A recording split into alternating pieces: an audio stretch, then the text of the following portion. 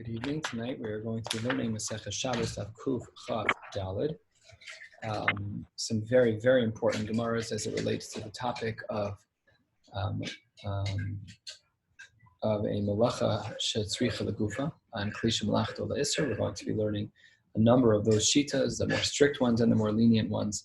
As you can tell, this is a little bit of a wider blot, and we're going to be stopping about 2/3 of the way down on Kuf Chav Daled. Amud Beis. Tomorrow is a Tainus. So what we discussed last night is that we're going to be doing Daf Yomi tomorrow night at 9:45, and we'll do about a blot and a half as a little bit of a matana. The blot and a half is hopefully not going to be so bad because the Kuf Chav Vav Amud Aleph is rather short. So hopefully we'll be able to finish in under 15 minutes tomorrow night. But let's get started with tonight. Tonight we're going to start on the bottom of Kuf Chav Gimel Amud Beis. And we are 4 lines from the bottom. As some background, we learned last night that in the times of Nehemiah, that there were some Yidden who were struggling to keep Shabbos, unfortunately. And in turn, that led to a very strict guide by the Chachamim to only allow 3 particular items to be carried, to be used on Shabbos. Otherwise, everything else was deemed muksa. And over time, as we learned last night, hitiru, and then chazru b'hitiru, and chazru b'hitiru, we saw in a number of iterations that the Chachamim began to allow still more, and that was a machlokas last night that we saw in the Gemara. So right now, the Gemara that we're starting is on the heels of that conversation. And what the Gemara is now going to debate is when the following took place. Was it before the Gzeira was let up or after the Gzeira was let up? And let's take a look. Amar Rabbi Lazar, 4 lines from the bottom. Kanen umaklos glustera umeducha. These 4 utensils. We'll analyze all 4 of them tonight. These 4 utensils. Kulan kodem hataras kelim nishnu. This was taught, nishnu from the word Mishnah. These were all taught le'isser prior to the leniencies that were put into place. That prior to removing all the stringencies is probably a better way to say it. And then when all the heterim came along, that we were matir these things too. That's approach number 1. Let's see what these 4 things are, and then we'll learn the dissenting opinion shortly. First one is kanin. Kanin were these certain pegs that were part of the shulchan in the Beis Hamikdash that held the lechem hapanim. And they used to put in these small little rods. They were removable, but they put in these small little rods to keep a slight gap between, let's say, 2 challahs, so that they wouldn't touch each other and get moldy at the contact point. So that's what we're talking about, is those little rods that were there to prevent molding. Kanin, ditznan, lo sidor hakanin, you're not allowed to put the kanin into place, velo netilasan, or removing them doches Shabbos. So those are not allowed to be done on Shabbos. That is stringency number 1. Next case, maklos. What were maklos? Ditznan, as the Mishnah writes, maklos dakin chalokin hayusham, umanicho al ksefo ve'al kasef chaveru, v'tola umafshit. In the times of the Beis Hamikdash, when there were like just throngs of people bringing korbanos, so all of the hooks in the Beis Hamikdash were not sufficient to hold all of the animals in order to skin them. Normally, what a person would do is when they have their korban, they'd hang the animal up on a hook, and they could be mafshit. They could skin down the animal. They could flay the animal hanging on that hook. But let's say, for example, by Erev Pesach, where everyone is bringing bechabura, granted they're bringing them in groups, but everyone is bringing a korban pesach, so there just weren't enough hooks to hang them on. So maklos were these rods that, let's say you and I were doing this together. I'd put one side of the rod on my shoulder. We'd put the animal hooked into the rod. We'd slide it through the animal. Then you'd put it on your shoulder, and then we would skin the animal together while we were holding the animal amidst our shoulders. So those are maklos, that oversized skewer, as it were. Maklos dakin chalakin, they were thin and they were flat. Hayusham umanicho al ksefo, and I put it on my shoulder. Al kasef chaveru, and you put it on your shoulder. V'tola would hang from there. Umafshit, and we'd be able to skin the animal that way. Amar Rabbi Lazar, Arba Asar Shachar Lios b'Shabbos. What happens if Erev Pesach falls out on Shabbos? So there, what should we do? Maniach yado al kasef chaveru, ve'al chaveru al ksefo. Instead of using the pole, we would use our hands. I'd put my hand on your shoulder, you put your hand back on my shoulder, and it would then be able to support the animal, and we would flay the skin accordingly. So 2 different approaches. Glustera. A glustera was a type of locking system that they used to use back in the day. According to some portion, it was this type of item that you'd kind of like kind of press into the opening of the doorway to make it very difficult to open. Something that might have been wider at the back than at the front, or a knot of wood of some kind. A bunch of different explanations of what a glustera is here. Rashi at the top of the page says, Dibra Hamaskal glustera, Ditnan, Rabbi Yeshua Omer, Nagar sheyesh barosho glustera. If there's a piece of wood that has this glustera at the end, sherosho of, the head of it is wider, the tip of it is wider. V'ro'oi la duchbo shum, and it had a double purpose. Not only was it used as a lock, but it was also used for crushing garlic, and we're going to learn more about that today. V'noal and bodelas, and at the same time it would be used to lock the door. That's a glustera. Second line, kuf chav daled malal. Let's continue. It's not nagar sheyesh barosho glustera. If you have a piece of wood that has this knob at the end, Rabbi Yeshua Omer shomta min pesach zeh v'tol b'chaver b'Shabbos. The din is that because it really does have a din of a kli, it can also be used for garlic, as Rashi highlighted. You are allowed to move it. However, it has to be moved in a unique way. How does it have to be moved? Shomta, it has to be dragged. And I can drag it from my house to yours if you need an extra lock on your house. No problem at all. That's fine. Rabbi Tarfon Omer, he disagrees. Harehu kichol hakelim. It's like any other kli that you're allowed to use. Umitalta b'chatzer, and you can carry it inside of an enclosed space. Meducha, the case of meducha we've learned already a few times. We're going to learn it again, which is if you have this board upon which things were crushed. So then basically the way that it would work is that if there was garlic on it, it was mutter to move it. If there was no garlic on it, it was not. So these are the 4 cases of stringency that, according to Rabbi Elazar, were taught prior to the restrictions of muksa in the times of Nehemiah. Says the Gemara, Omar Rabba, I don't understand. Mimai, how do you know that was the timing of these 4 restrictions? Dilma, perhaps, maybe these 4 restrictions were after the times of Nehemiah. And in other words, maybe it's still usher today to do these things. That's the difference between Rabbi Elazar and Rabba. Rabbi Elazar, who started out our Gemara, he was of the opinion that these things only applied before the leniencies were put back into place, before the stringencies were removed. But according to Rabba, no. These 4 rabbinic injunctions were put into place after the leniencies and therefore are still halacha l'maisa today. That's the nafkamina. If that's true, why then, according to Rabba, would these 4 things be muksa nowadays? We're already past the hataras, whatever the language was, hataras kalim. So why then would they be aser? So the Gemara goes briefly through all 4 of them. Kanim, my taima, what's the reason why, according to Rabba, we would say that the kanim are problematic, that the little rods that separate the breads from one another to prevent them from molding, why would he say that's a problem? Taima mai, mishum iapushe, we were concerned that it was going to be spoiled, it was going to rot. I'm not so concerned. They're only there for a short amount of time. Every day they're replaced. So don't worry about it. And that one day they're not going to mold. So therefore it's not mutter to mess with the rods that separate the 2 chalas. Next case, maklos, efshar Rabbi Elazar. The reason why by the maklos, by this bar that's going to hold the animal up so we can flay the animal, the reason why we don't rely upon that is because there's a better option. And there's one that on Shabbos doesn't even engage a halachic issue, and that is to not use that bar at all, which may well be muksa, but instead to do what Rabbi Elazar recommended, is that like people did in the times of the Beis Hamikdash, when the Korban Pesach was brought on Shabbos, is that they'd use their arms. They would our arms would extend to each other's shoulders and hold up the animal. Efshak, Rabbi Elazar. It's easy to hold like Rabbi Elazar, no need to be lenient like the previous opinion. Glustera. What about the case of the knob, this wedge that was being used to keep doors closed? Kiddu Rabbi Yanai. That was like the opinion of Rabbi Yanai, Dama Rabbi Yanai. What were we dealing with in that case, and why then was it problematic? We were dealing with a chatzer that did not have an eruv. And where does this wedge go? Where does this lock go? Inside the door. And here's the machlokas between the 2 Tanaim that we saw in the previously quoted Mishnah. Rabbi Yoshua Savar, Tocha Pesach, Kilifnima Pesach Dami. The inside of the door is treated like the inside of the house. And then if you carry, then the Kamataltil, Mana Debatim B'Chatzer. You're carrying a utensil that's in the house into the Chatzer, and that's not acceptable. It's not a Chatzer Me'ureves. You're not allowed. Namely, we look at the lock that's inside the door is inside the house. Seems somewhat intuitive. We saw another Gemara on Shabbos like this also when we were dealing with the Carmelis issues. I don't remember what daf it was on. But this Shita says that that's Rabbi Yeshua, and that's what his concern is. Rabbi Tarfon Savar, no. If it's attached to the door on the inside, it's treated like the outside of the door. Reb Tarfon Savar, about 12 lines down, 4 lines before the wider lines. Reb Tarfon Savar, Tocha Pesach kilechutz dami. Why does he say it's mutter to carry that item? Because he says that the lock that was inside the door, it's ki'ilu that it's outside the door. Halachically speaking, we treat it like it's lachutz. Umana the chatzar b'chatzar kamazatel, and you're just carrying something that's already inside the chatzar, so less problematic.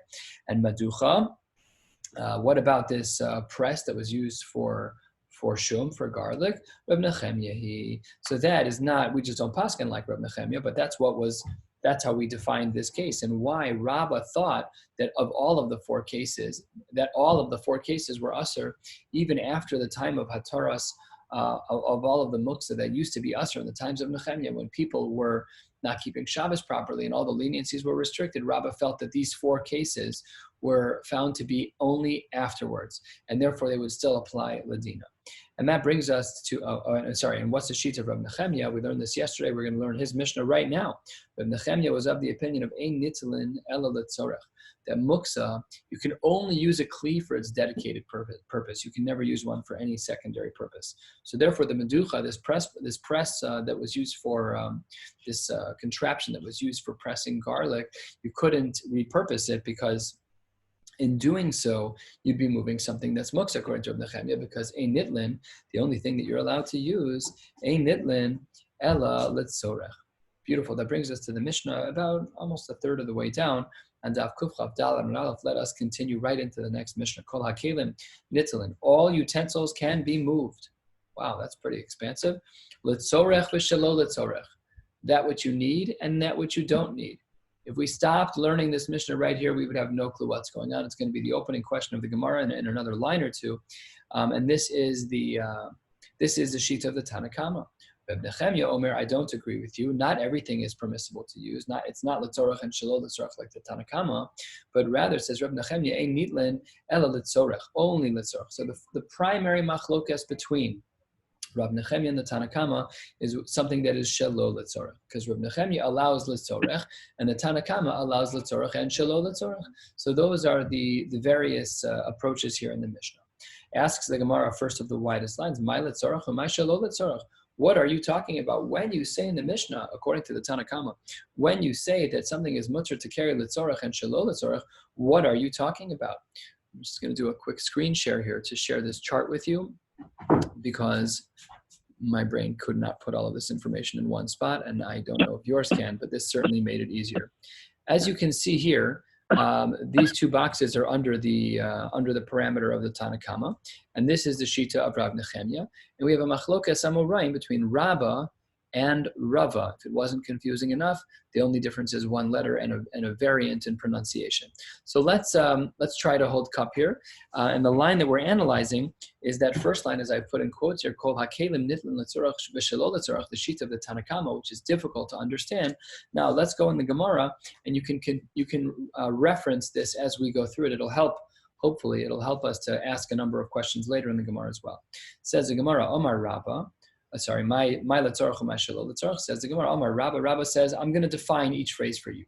What do I mean in the Mishnah? What does the Tanna Kama mean when it means Letzorach? So Rabba says, Dover shemalachto leheter Letzorach gufo.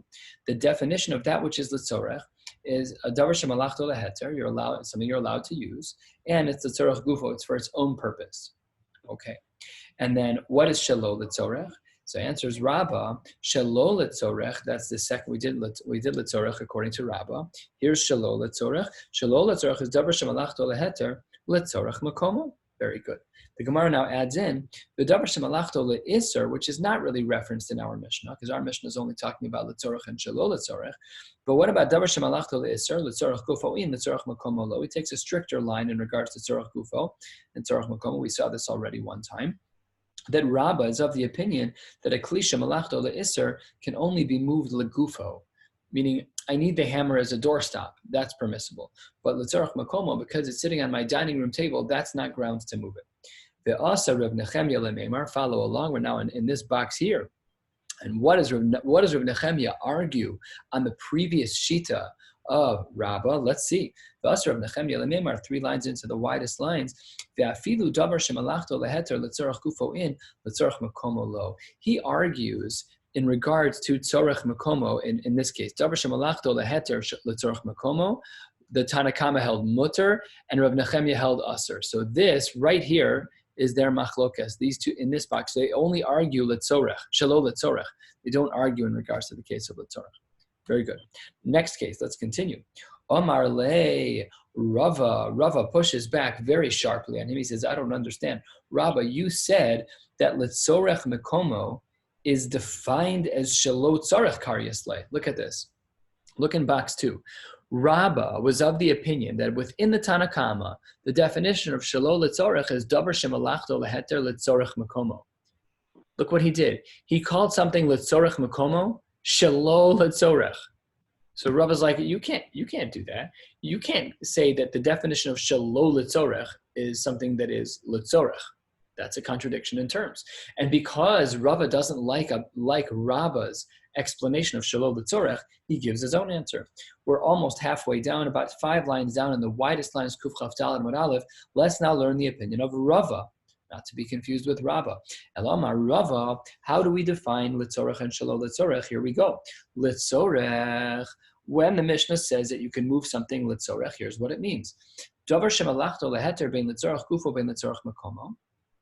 Something, an item that you're allowed to use on Shabbos, and whether or not it's letzorech gufo or letzorech makomo, that is the definition of letzorech according to Rabba. Davar shemalachto leheter letzorech gufo umakomo. Both are considered permissible. Shelo letzorech.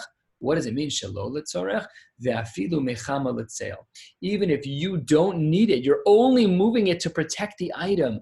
That's shelo letzorech. And if you reflect back on Rava's question on Rabba as to how Rabba could have called something letzorech makomo shelo letzorech, this fits beautifully. This is by definition mechama letzeil, moving something that's made out of wood out of the sun because it might warp. That's perfect. It's shelo letzorech. It fits perfect. And then here the Gemara adds as well for Rava how he holds in regards to a kli shemalachto le'iser. The davar shemalachto le'iser letzorech gufo letzorech makomo in regard. This is how we paskin ladina. This is quoted in Shulchan Aruch. The way that we paskin is in regards to a kli shemalachto le'iser using a hammer as our prototype. If you have a hammer, letzorech gufo, you can use it for itself. I need it to open a door. I need it to hold the door open, whatever it is. Or letzorech makomo, or I need the space underneath it. Then no problem at all. That's fine. But mechama letzeil, if you have a kli shemalachto le'iser, that's not allowed to be moved. You're not allowed to move something to prevent warping. Now, here, let's go to this last box. Ve'asa Rav Nechemia lemeimar. What is Rav Nechemia coming to argue? Remember, our mission has a machlokas between the Tanakama and Rav Nechemia. Ve'asa Rav Nechemia lemeimar ve'afilu davar shemalachto leheter letzorech gufo letzorech makomo in mechama letzeilo. He argues on this box because the Tanakama said kol hakelim nitlin letzorech v'shelo letzorech. Even mechama letzeil is what Rava held. It comes along Rav Nechemia to say, sorry, no, you can't take it that far. Now, according to both Rabba and Rava, and according to the way Rav Nechemia argues, Rav Nechemia is only cholik in the world of shelo letzorech.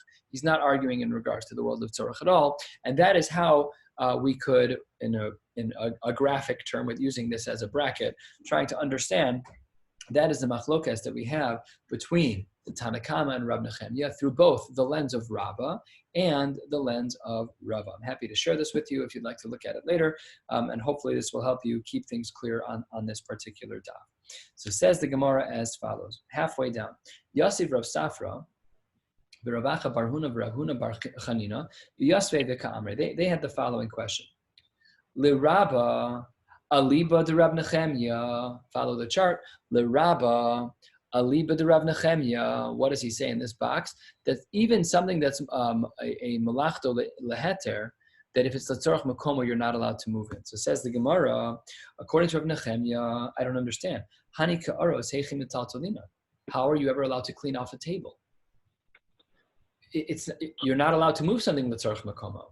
And if you can't move something letzorech makomo, then once you finish a meal, you could sit there and eat off that plate the whole day. But the plate, according to Rav Nechemia within Rabba, should be usher to move for the whole day? Answers the Gemara, good question. Amar Lahu Rav Safra, Midi Dehave Agraf Shel Rei. You're right, that as it relates to the dinim of Kli Shemalachto L'Isser, it should be usher. The only reason it's mutter is because it has a secondary nature to it, which is that it's a graf shel rei. It's disgusting. Leaving out a plate that's filled with chicken bones and cholent and whatever your leftovers are from lunch, that's not presentable. It's a graf shel rei. It's disgusting. So therefore, it should be moved. But you're right, technically speaking, within the world of Kli Shemalachto L'Heter, it should be problematic. Next question of the Gemara, the same question, but asked by another person. The first one was asked by Rav Safra and Rav Acha Bar Huna. Here's another one. Amar le Abai le Rabba. Abai is asked to Rabba, Lemar, according to you, Aliba de Rav Nechemia, the way that you explain Rav Nechemia, it's the same exact question. Hani kiaros heichin mitaltalin luha. How can you clean off your Shabbos table? I don't understand. It should be usher because, again, what does this box say? That even when it's a kli shemalachto leheter, you're allowed to put a plate on a table, you're allowed to eat, but once you're done with it, you can't move it because a kli shemalachto leheter letzorach makomos usher according to Rav Nechemia. You can't move a plate on Shabbos, it's a kli, and it's leheter, but you can't move it letzorach makomo. That was Rav Nechemia's argument against the Tanna Kama. Answers the Gemara, the same answer. This was just two people asking the same question at slightly different times in history. Amar le Rav Safra, Chavrin Tirgama, my friends will explain, Midi dehavi agraf shel rei. It's just disgusting to leave it there so you can move it. Next question, asked the Gemara, Eisi ve'abai le Rava. I don't understand. Rava, you were the most lenient. Let's look in this box. Rabbi, you were the most lenient in that you said davar shemalachto leheter letzorach gufa letzorach makomo, and in regards to kli shemalachto leiser, which is not written up here on this chart because it wasn't really part of the machlokas Tanna Kama and Reb Nechemia, but he held that a kli shemalachto leiser is mutter to move letzorach gufa letzorach makomo. So asks the Gemara, I don't understand. Eisvei by the Rava, you're the lenient one. You hold that it's mutter to move a kli shemalachto leiser. Why is the maducha only allowed to be moved in yesh bashum metaltalino? So only if there's garlic on it. But v'im lav ein metaltalino. So why? You held, Rava, that a kli shemalachto leiser is mutter to move letzorach gufa letzorach makomo. If that's the case, why would this be usher to move? The reason why it's usher is because it's being moved mechama letzeil. And a kli shemalachto leiser, this is this line right here. Afilu davar shemalachto, this is malachto leheter. Everyone agrees, even Rava would agree, that a kli shemalachto leiser cannot be moved mechama letzeil. You cannot move it for its own purpose. You can't move something out of the sun to prevent it from warping. And that was the case here with this maducha. But technically speaking, had it not been in the sun, you'd be allowed to move it. That's correct. Next question of the Gemara, almost 2/3 of the way down. Yesterday we learned about a cutting block that was used by butchers, and basically, normally it's typically speaking it would be muksa. You used it to cut meat on yontif. So why can't it move? Why can't it be moved? I don't understand. Rava held that a kli shemalachto leiser is mutter to move letzorach gufa letzorach makomo. So why would this butcher's cutting block be usher to use? Answers the Gemara, the same answer as we just saw. Hachanami mechama letzeil. It's only usher because you're moving it for its own purpose. It's not letzorach gufa and it's not letzorach makomo. You're getting it out of the sun because it's warped. Last question on this topic, and was it the last question? Not quite yet. V'hadetnan. Actually, I'm going to take us out of the screen share here. We don't quite need this part anymore. How do we do that? Sorry, there we go. Let's continue. We are 2/3 of the way down. We have a Mishnah. The Mishnah writes, you are not allowed to take a pot and let it rest on a piece of wood or let it rest on a freestanding door of some kind, leaning up against the side of a wall. Bikas dibiyom tov davar shemalachto leheter. But a piece of wood, that's mutter to use on Yom Tov. You're allowed to use wood to light fire on Yom Kippur. We know that havar is mutter on Yom Tov. Excuse me. So says the Gemara, Alma. What do we see from this Mishnah? By virtue of the fact that it says that you are not allowed to rest your pot on top of bikas, on top of a piece of wood, Alma, it implies davar shemalachto leheter bein letzorach gufo bein letzorach makomo aser. That's problematic because it doesn't seem to be that was the opinion of Rava. He held that it was mutter under certain circumstances. Says the Gemara, Hasamai Taima. Over there by the bikas, why were we strict? Because that wood on Shabbos would be a davar shemalachto leiser. We have a gzeira on Yom Tov Atu Shabbos. we're concerned that due to the similarity of Shabbos, there's only a small difference between Shabbos and Yom Tov in that. So says the Gemara, according to this Mishnah that speaks about the block of wood, we were concerned that people might make the error of assuming that that Shabbos and Yom Tov are too similar, and because they're too similar, so they made a gzeira. But taka midina, it should be mutter to move the bikas on Shabbos. You're right; it should be mutter to put down a pot of food on the bikas. But just because we're concerned about Shabbos and Yom Tov being too similar, the Chachamim were gozer. Says the Gemara, v'chitema, maybe we should say Shabbos gufei tishterei. We should even be allowed to move it on Shabbos itself. Forget about your gzeira by Yom Tov atu Shabbos. It should be mutter no matter what to do it. Why? Even on Shabbos, because because Rava just taught us, and we paskin like Rava, that a klisha malachto le'isr is mutter l'tzarach gufo l'tzarach makomo. Says the Gemara, Hani mili hechadika Torah's kli alav. The only time we say that is when there's mamish a Torah's kli, but when there's no Torah's kli hechadaleka Torah's kli alav, it's just a block of wood. It doesn't have the status of a kli, like a plate or like a bowl, and therefore, because it doesn't have the status of a kli, therefore it's not mutter on Shabbos, and therefore, according to this shita, we extend our concern from Yontif, from Shabbos even to Yontif. Says the Gemara, Umika Azrina, do we really have a gzeira from Yontif to Shabbos? After all, let's say you have a skylight, and on your roof you're drying out fruits, just so that they can be dried fruit. They preserve longer that way. It starts to rain. So the halacha in the Mishnah is Meshilin Peros Derech Haruba B'Yom Tov Aval Shabbos. We see that you're allowed to pull in the fruits from the roof through the skylight on Shabbos, Afal Pi that normally you should not be allowed. And what do we see in the Mishnah? A distinction between Shabbos and Yom Tov. So why is it that by Yom Tov that it's mutter and by Shabbos it's not mutter? It must be that there's no gzera from Yom Tov atu Shabbos. Great. So says the Gemara, well, that might be true, but I have a conflicting Mishnah because Umi Lo Gazrinan, I have another Mishnah that seems to indicate that we treat Shabbos and Yom Tov very, very similarly. What is that Mishnah? V'atznan, Ein ben Yom Tov l'Shabbos, Ela Ochel Nefesh Bilvad. The only difference between them is Ochel Nefesh, but otherwise we treat them the same, implying that there would be a Gzeira of Yom Tov atu Shabbos. So here we have two camps. We have a camp where we seemingly have a Gzeira of Yom Tov atu Shabbos, and we have a camp where we seemingly have no Gzeira of Yom Tov atu Shabbos. How do we answer this question? The Gemara will now present two different possibilities. Here is answer number one, about 9 lines from the bottom of the page. Amar of Yosef Lokashia, these two conflicting Mishnayos, these two different directions in regards to whether or not there's Gzeira of Yom Tov atu Shabbos, they're Lokashia. Why? Ha Rabbi Eliezer, ha Rabbi Yoshua. This is a Gemara we've seen, and we are going to learn it yet again. A Gemara about Osa ve'Espino, where a mother and child, in regards to the laws of Shechita, have both fallen into a pit, and you want to use them for Yontif. So here's what the Gemara says.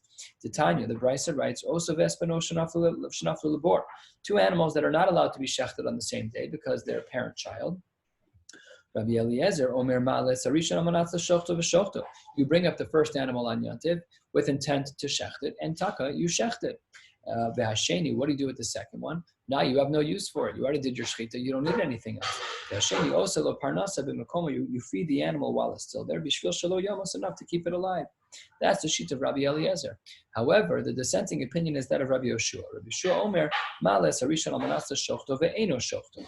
You bring up animal number one, let's say the mother, and you bring up the mother and you bring it up in order to shecht it with intent to shecht it, but you don't shecht it. And then you have this like loophole. You bring up the second one. Rabbi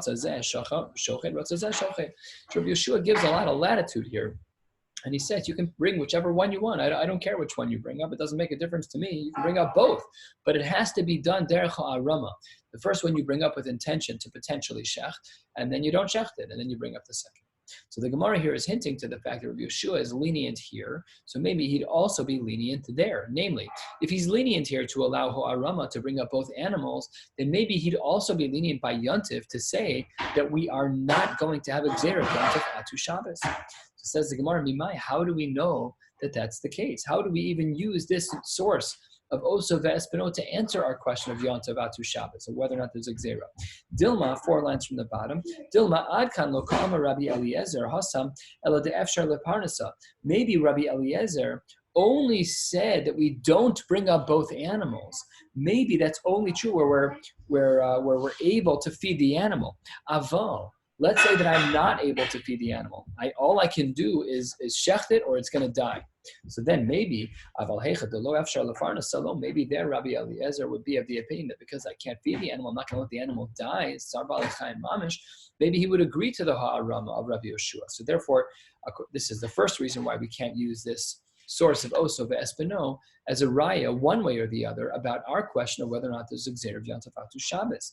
Inami, another reason why we can't use this source of Oso ve'espino, maybe Ad Kan Lo Ka'amar Rabbi Yeshua, maybe the only reason why Rabbi Yeshua allowed for the ha'arama, hasam de'efshar b'ha'arama, because you're able to come up with a way to get both animals out. Bring up animal number one, don't shech to bring up animal number two. Aval hecha de lo efshar b'ha'arama, but in our case, there is no way to get the fruits off the roof. There's no ha'arama. You either bring the fruit in or it gets ruined. So because there's no ha'arama in that case, and maybe Rabbi Yeshua would capitulate and agree to Rabbi Eliezer. Fine, I agree. You can't do everything. Fine. And therefore, to lo efshar b'ha'arama, then we would not allow the ha'arama. So therefore, the Gemara rejects the comparison of Oso ve'espino to our question of whether or not there's a Gzeir Yantavatu Shabbos, and therefore the Gemara goes on to the second answer, the one which we do embrace. Ella, what do we do with these two conflicting Mishnayos? One that says we do have a Gzeir of Yantavatu Shabbos, and one says we don't. Amar Rav Papa lo kasha, Beis Shammai ha Beis Hillel. That's not. Beis Shammai omrim, turning to the top of Kuf Chav Daled Amud Beis. The Shammai says, you're not allowed to carry anything out on Yontif, even though it's mutter to carry on Yontif, but there are certain things that we don't allow to carry out. These are things that don't need to be carried. So what is this idea? This is what we would call the idea of mitoch. Rashi speaks about this. I'm just going to save as much time as we can. We have a little bit more to do tonight, and it's a little bit... So the Gemara here says, in the name of Beis Shammai, you're not allowed to carry extra things out on Yontif. He's a little bit more strict. However, Uveis Hillel matirin. Now here we can see the comparison between this case and whether or not there's a Gzeira by Shabbat, by Yantafatu Shabbos much more clearly. We see that Beis Shammai limits carrying things out on Shabbos, on Yontif, even though it's mutter. So what do we see? That Beis Shammai would be the one who matches up with the Shita, who says that we do have a Gzeir of Yantavatu Shabbos. And Beis Hillel would be the more lenient one to say that there is no Gzeir of Yantavatu Shabbos. Ask the Gemara, Eimar deshamas lehu leBeis Shammai hotzah. What was Beis Shammai talking about? He was talking about carrying. But we weren't talking about carrying. We were talking about muksa. We were talking about tiltul. So asks the Gemara, tiltul mishamas lehu. Do we know what they would have held in regards to tiltul? We have no idea. How can you make the jump of this machlokas Beis Shammai Beis Hillel about hotza'ah to say that therefore we can learn back to Hilchos Shabbos about tiltul? They're not the same topics. Answers the Gemara, and this line is very important in regards to some of the lumdus of muksa, as to why we have muksa. Answers the Gemara, not correct. This Mishnah is perfectly fine to learn from in regards to Yontif, whether or not we have a Gzeir of tiltul by Yontif Atu Shabbos, because, says the Gemara, the tiltul gufe la mishum hotzah, he isn't carrying things on Shabbos bichlal, all about carrying on Shabbos. We're concerned that you're going to pick something up casually in your house that you're not really supposed to carry and walk out of your house into a Rishus HaRabim, Rahman al-Islan, and violate an Isser D'Oraisa. So the Gemara is saying here that the whole lumdus of tiltul, of muksa, is because of hotzah. So therefore, you asked on Beis Shammai, he was talking about hotzah, how can you learn about tiltul? And we're answering, there are two peas in a pod. You can learn from hotzah to tiltul because they are one and in the same. Says the Gemara, now going back to our machlokas that we saw earlier, is that Rab holds like the opinion of Rabba that we saw earlier. The second shita here, the shita that we paskin. Okay, let's see what the Gemara says here. The Amar Rav says, Mar shelo yiganev. A mar is a tool that's used in a garden. It's a hoe. It's used to move ground. Mar shelo yiganev. I'm gonna move it. It's tiltul, but I'm gonna move it. Why? So that nobody steals it. So the din is zehu tiltul shelo letzorech. That's tiltul, which is not allowed. And it's usher. Says the Gemara, Taima shelo yiganev. The reason why it's usher is because I'm afraid that it's going to get stolen. However, if it was being used for itself, it should be permissible to use. So says the Gemara, Eini, is that really true? that it would be permissible at that point to move it? Sorry, let me say that again. Amy, is it true that Rav holds like Rava? Let's see. Rav Kahana ikla lebei Rav. Rav Kahana went to the house of Rav. The Omar, and Rav said, I sule shusa le kahana liyasi ole. Go get me this was actually a shusa, was like a trap. That was an animal trap. And they would flip it upside down and sit on it. Okay, so that's what they were doing. So Rav said, go get kahana, this thing which is a klisha malachto le'isr, and let him sit on it. So says the Gemara, first of the longest lines, lav le'meimra.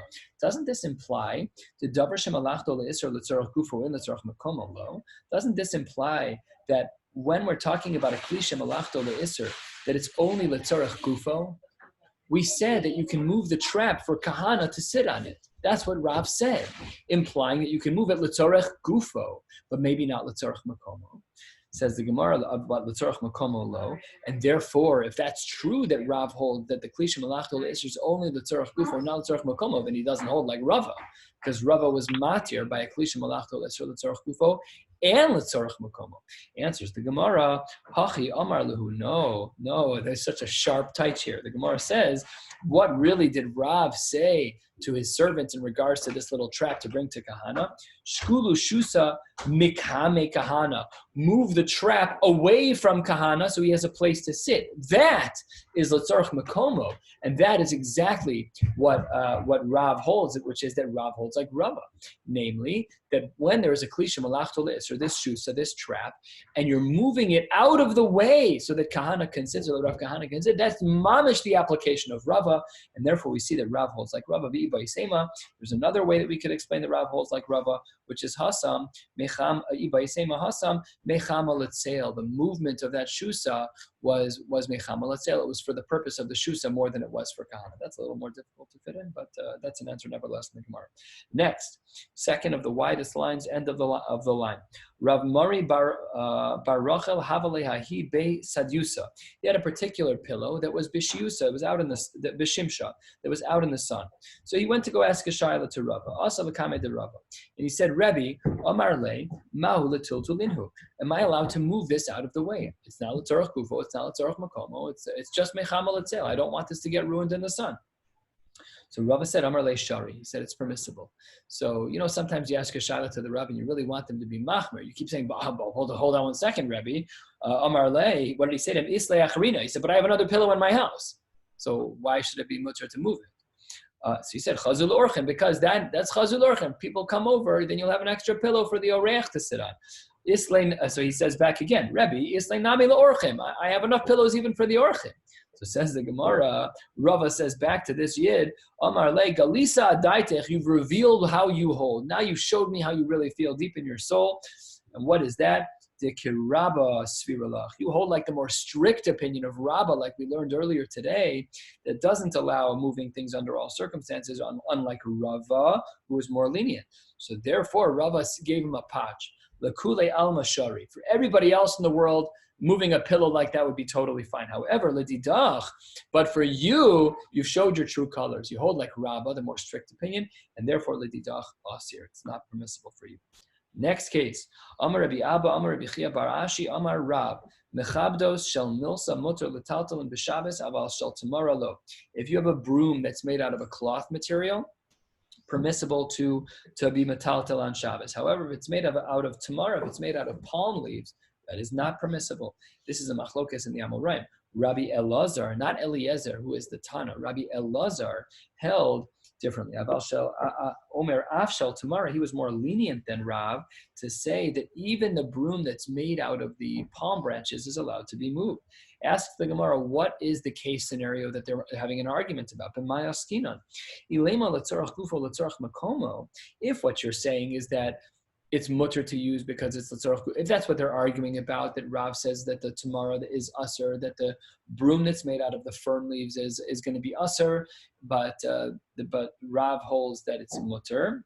The other way. Rav holds it's usher. Rabbi Elazar holds that it's mutter. So then, beha, if you hold that our case is letzorach gufo, letzorach makomo, lema Rav shel tamara lo. Why would Rav say that shel tamara lo?